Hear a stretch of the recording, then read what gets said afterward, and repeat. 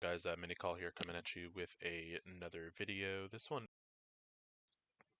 going to be in regards to kind of just managing resources as well as prioritizing these events that come up periodically. This one we're currently going to be talking about is the Relic Hunt event, kind of just a hand event. And this event is going to give you advanced basic catalysts and just kind of those more catalytic pieces of gear, and just kind of, I guess, where this should be on your priority list, if it should be a priority at all, and just kind of my thoughts on this.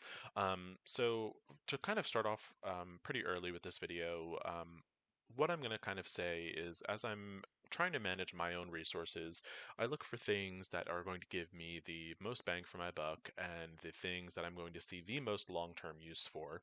Um, so with that idea kind of in my head, when you look at the relic hunt and the requirements to get you to be able to get to these higher tiers and, complete even say tier 7, you are needing 5 hand characters that are at 7 stars, so maxed out. So you're talking a lot of gold. And then chances are, in order to probably get through this, it recommends level 65 gear tier 10 and abilities, 664. That's a lot of resources in a team that is literally only going to be good for this one event that pops up, once a month, if not slightly less frequently. So all those resources you're investing in this team for, essentially, at the very most, 90 ABCs and, 150 SBCs. To me, that's not the greatest of use of your resources. Now, while ABCs and SPCs are certainly important, there are definitely other ways to go about getting them that I think are less of a drain on your resources. And in particular to the SBCs and ABCs, if you're looking here at the Catalyst of Change, this event is going to occur 3 times a week. And you can do it 3 times a day essentially when it is around. So you're talking, this event comes up and you can get 9 times whatever these rewards are. So what I did suggest is that if you are at the point where you have already finished Dark Dimension 2 and you are, building yourself either towards Dark Dimension 3, or you're just kind of looking for a new avenue,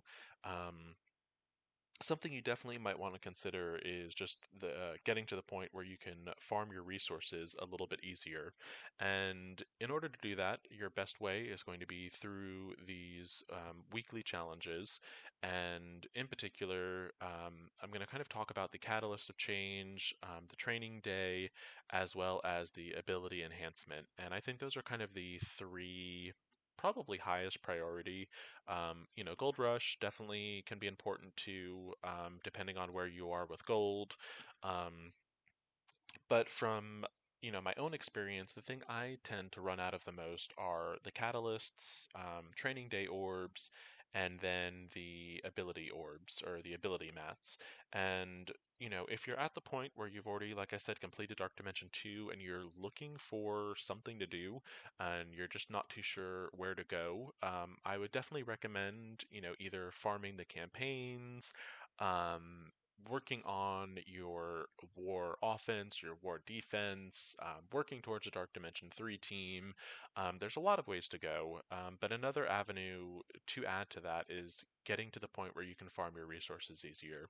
Now, while that relic event might give you more materials for that one single pass through, you also have to remember how often it's kind of coming around. So, at best, we're talking maybe once a month.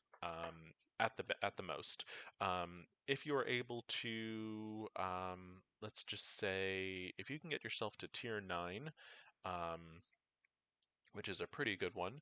So you're talking, you can do this 3 times a week, and each one gets you 3 attempts. So you're looking at 9 times a week, and then if you, multiply that by the 4 weeks in the month, you're talking you get 36 pulls of these.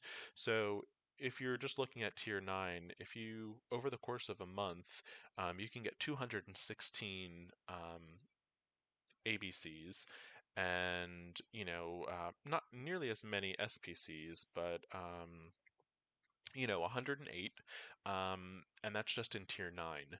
And you can definitely get more resources for this, and you still won't have to waste it on characters you're never going to use again. So you look at this one, and I believe the requirement is just blasters. Um, and mind you, this is definitely one of the harder ones. But you look at characters in here, and I've got Yellow Jacket, I've got Thor, I've got Wasp, I've got Ultron, Punisher even. Pyro is going to be really good with the Brotherhood team. Elsa Bloodstone, Killmonger is going to be really strong with the new Skilletary team. You've got Cyclops, Electro. You just have so many characters here to choose from that you could build up, and I mean Black Bolt even.